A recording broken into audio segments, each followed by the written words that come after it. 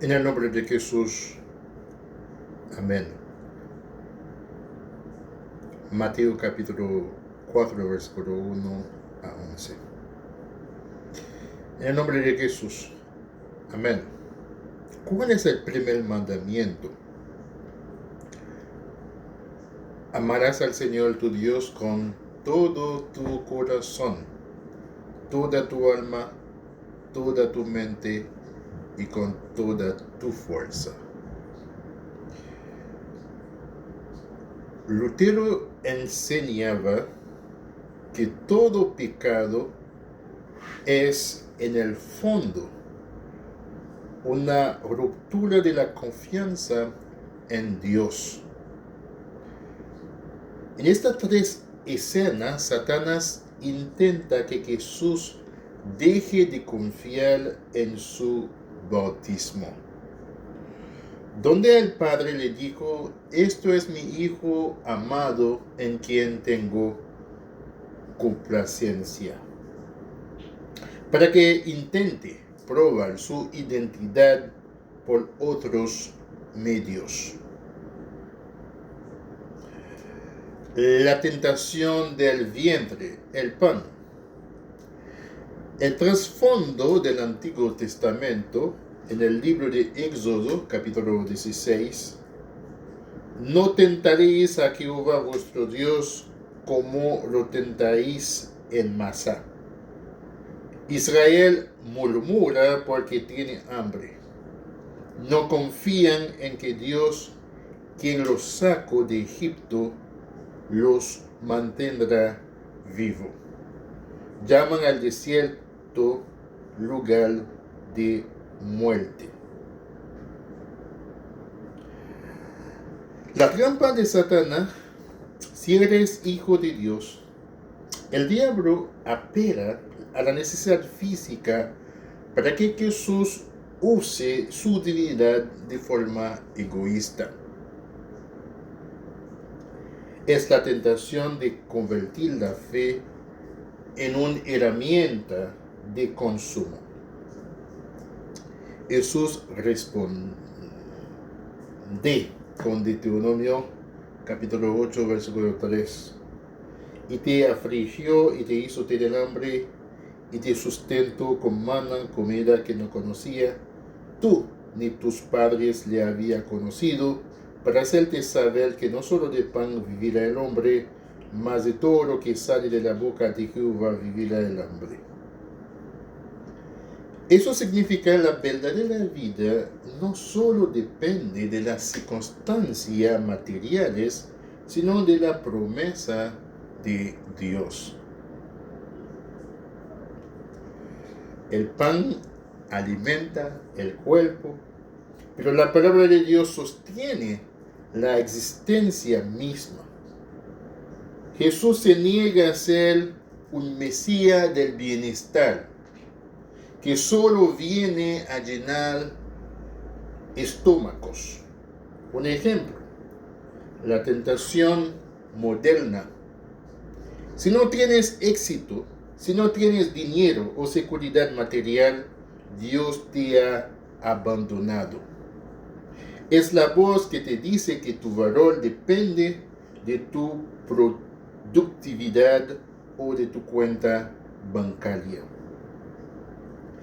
El engaño: creer que la vida se sostiene solo por lo que podemos comprar o fabricar. Recordar que Dios es el proveedor. Uso de la palabra: no solo de pan vive el hombre. Cuando la ansiedad por el futuro te ataque, recuerda que tu identidad no es empleado o consumidor, sino hijo de Dios. Como dice Lutero en el Catecismo, Dios nos da el pan cotidiano, incluso sin que se lo pidamos. Pero lo que necesitamos es creerlo para no vivir angustiado. Escuchamos en el libro de Marcos, capítulo 9, versículo 23. Jesús le dijo: Si puede creer, la que cree, todo le es posible. La segunda tentación, la tentación de presunción, el templo.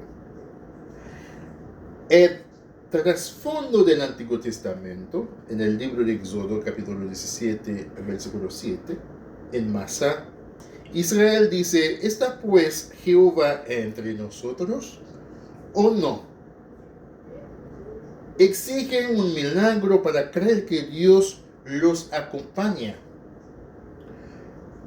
¿Cuántas veces hemos pensado así?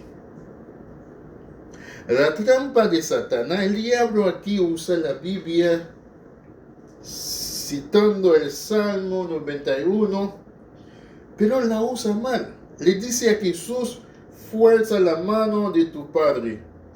Si realmente te ama, tiene que salvarte de este salto. Es la tentación de manipular a Dios.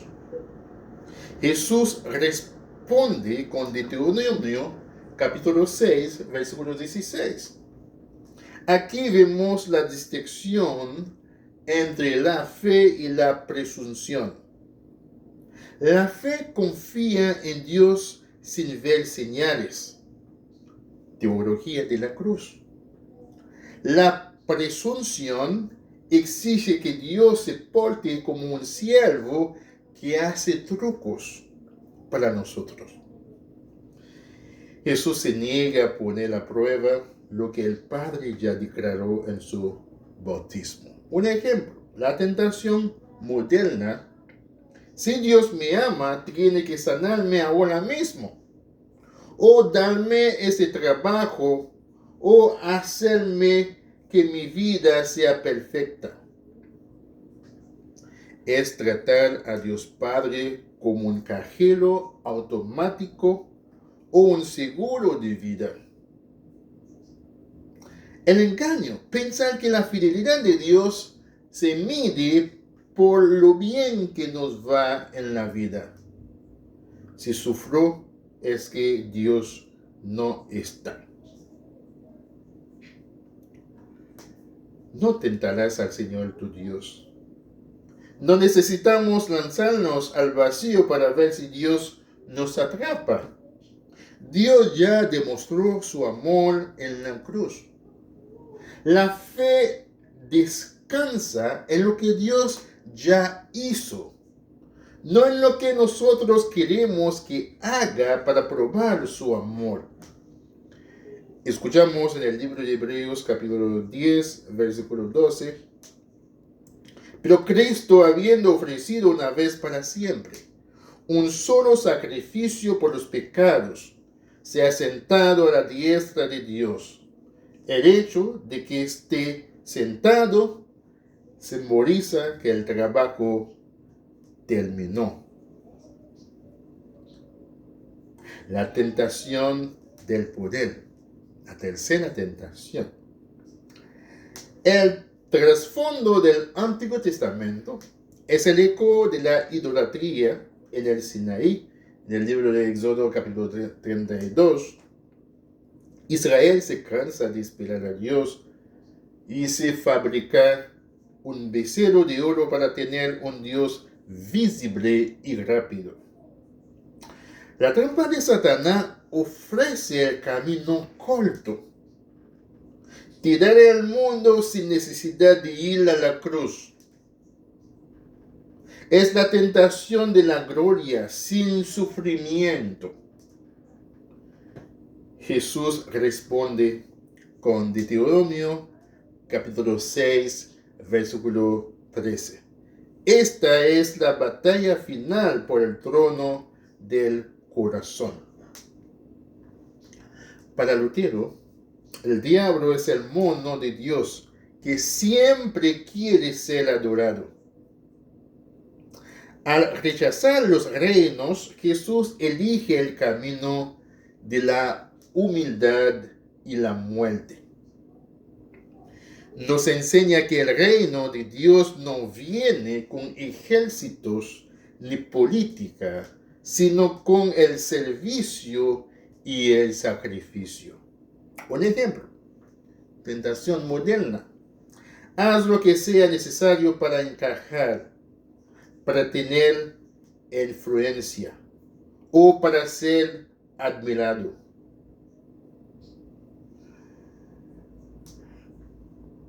El engaño busca la gloria sin pasar por el servicio o el sacrificio. Es querer el reino sin la cruz. El primer mandamiento, al Señor tu Dios adorarás. Aristóteles decía que aquellos en lo que confía y de lo que esperas todo bien, ese es tu Dios. Que los cristianos, cuando el mundo te pida que te arrodilles ante una ideología, un vicio o una ambición para ser feliz, la respuesta es que solo Cristo es Rey. Lo más hermoso aquí es que Jesús no solo nos da un ejemplo de buena conducta.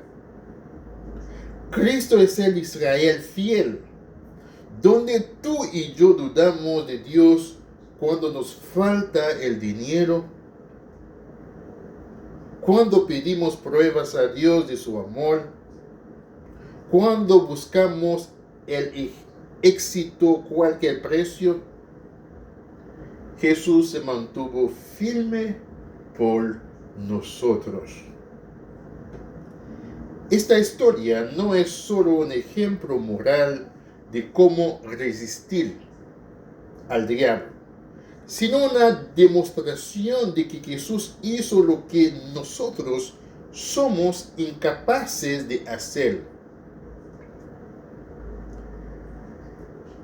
Jesús no fue al desierto solo para darnos un modelo a seguir, sino para vencer en nuestro lugar. En Génesis, Adán nos representa a todos en su caída. Su pecado nos imputa, se nos cuenta como nuestro. En el libro de Mateo capítulo 4, Jesús actúa como el segundo Adán. Su victoria sobre la tentación nos imputa a nosotros por la fe.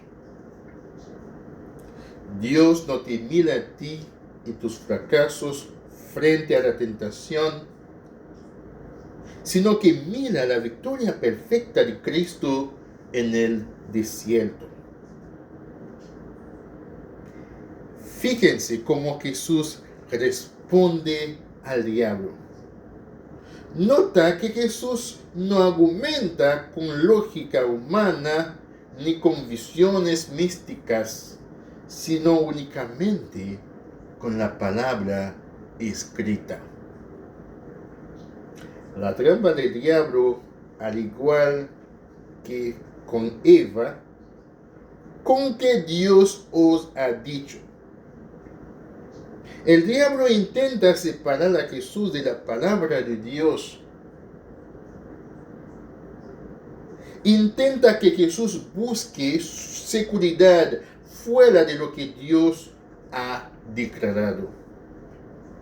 La respuesta de Cristo al decir, escrito está, escrito está, escrito está. Jesús se aferra a la promesa externa.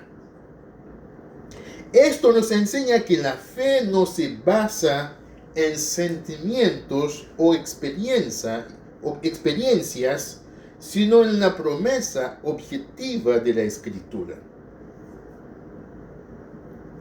La teología de la cruz o la teología de la gloria, este pasaje es un campo de batalla entre estas dos mentalidades. Teología de la gloria, el diablo le ofrece a Jesús el éxito, el poder visible, el pan inmediato y el reconocimiento público sin sufrimiento. Es el camino fácil que Adán intentó tomar al querer ser como Dios rápido. Teología de la cruz. Jesús acepta el hambre, la humillación y el camino del sufrimiento. Él sabe que la voluntad del Padre pasa por la cruz, no por el espectáculo. La tentación de convertir piedras en pan es la tentación de abandonar la cruz por una vida de comodidad religiosa.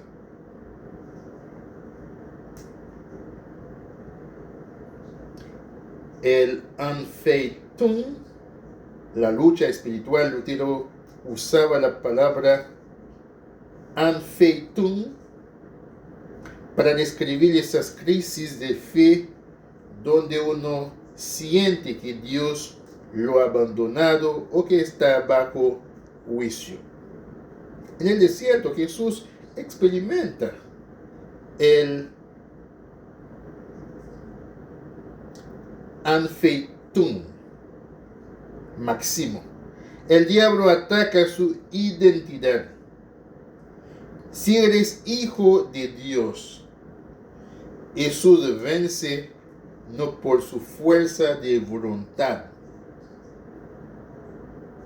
sino confiando en que la palabra del Padre en su bautismo. Este es mi Hijo amado. Y la verdad, a pesar de que la circunstancia, el hambre y el desierto dijeran lo contrario. Mientras que otras iglesias podrían enfocarse en cómo ser más fuerte contra el pecado. El luterano se enfoca en que Cristo es nuestra justicia. La victoria en el desierto es el preludio de la victoria en la cruz. El cumplimiento de la promesa de Génesis capítulo 3, versículo 15, donde la simiente de la mujer finalmente aplasta la cabeza de la serpiente. Queridos cristianos, cuando te sientas tentados y creas que vas a caer, y no te enfoques en tu propia fuerza de voluntad que suele fallar. Recuerda en tu bautismo la victoria que Jesús obtuvo en el desierto se hizo tuya. No tienes que ganarle al diablo, Jesús ya le ganó. La Santa Cena es el recordatorio físico y real de que la promesa del bautismo sigue vigente. Cuando el diablo nos tienta a dudar de nuestra salvación, acudimos al altar para recibir el cuerpo y la sangre de Cristo, que es la prueba tangible de que Dios sigue estando por nosotros. La pregunta para nosotros, ¿quién es digno de recibirla? Ser digno no significa ser un santo o no tener pecados. Al contrario, el digno es aquel que reconoce que es pecador y que necesitas desesperadamente el perdón que se ofrece en el pan y vino. El indigno es aquel que se cree perfecto o que toma el sacramento como si fuera un simple pedazo del pan. Cuando el tentador te acusa por tu pasado, tu tarea es simplemente esconderte detrás de Jesús y decirle al tentador: yo no tengo que probarte nada, porque ya soy hijo de Dios por el agua y la palabra. La iglesia no lucha para obtener la victoria, sino desde la victoria que Cristo ya ganó en el desierto y selló en la cruz. Un castillo fuerte es nuestro Dios, defensa y buen escudo. Dios te ama sin importar lo que hayas hecho en el pasado. No hay nada que puedas hacer para que Él te ame menos. Su amor es tan profundo que va allá de nuestro entendimiento. Gracias, Padre, por tu Hijo Jesucristo, nuestro Señor. Amén.